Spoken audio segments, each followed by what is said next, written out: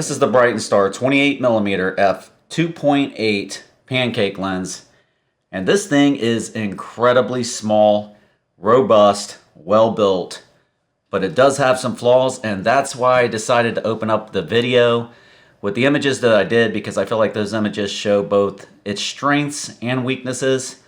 So with that, let's jump right in and start with the weakness, and that is the lens flares. This thing produces some crazy lens flares. Sometimes they look good, like they do in this image here, and sometimes they are horrible, like this image here.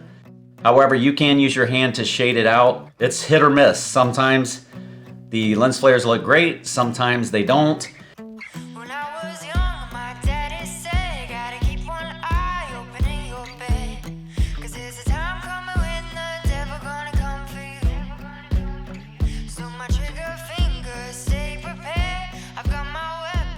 This lens does have both a modern and retro feel going on. I think what brings that retro feel is that we're sharp in the center, and as we head out to the edges of the frame, it becomes very soft on the edges of the frame.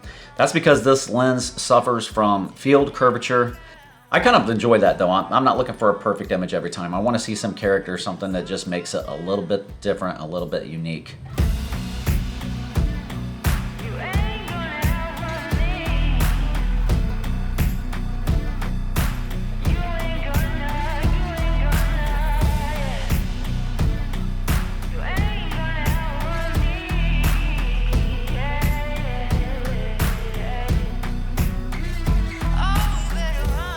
There is some vignetting. If you're going to shoot on an APS-C camera, you're not going to experience a lot of that because you're cropping in on the image circle, so you're blocking out a lot of those edges. But if you are shooting on full frame, there is some vignette. Brightin Star has made the unboxing experience extremely nice. It's very nice packaging, well designed, a nice feel and look.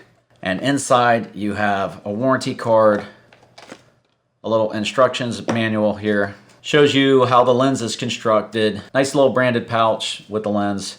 Now the little pillow cushions inside the box, I just think adds an extra layer of, wow, they're paying attention to details here. You know the lens is going to be well secured, and it just gives an overall just a nice feel to it. Now let's start with the build quality. This lens is built of brass with a lacquer finish, what they would call a black paint. So as this lens wears, it's going to show patina, that brass patina that we all love on the old Leicas. This lens is only going to get better looking with time.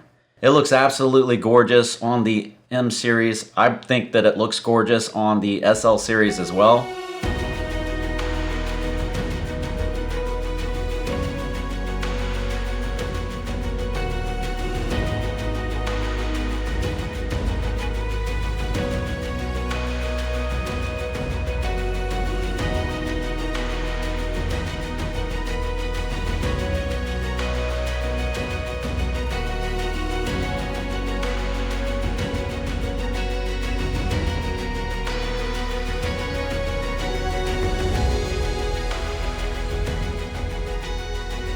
It has a 6-piece, 5-group optical structure. The aperture is from f2.8 to f16.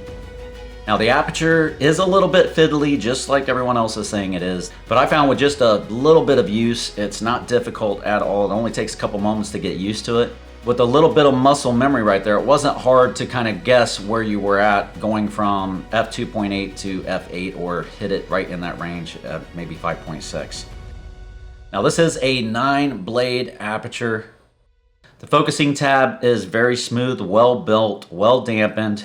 The aperture ring, same thing. It's pretty amazing that they were able to accomplish what they did with this lens. It being only 10 millimeters protruding from the camera, or less than. I mean, just look at this. I mean, that is crazy. It does have both meters and feet inscribed on the lens, and I don't believe that there is a lens hood available for this thread size. However, Brightin Star has made available a UV filter.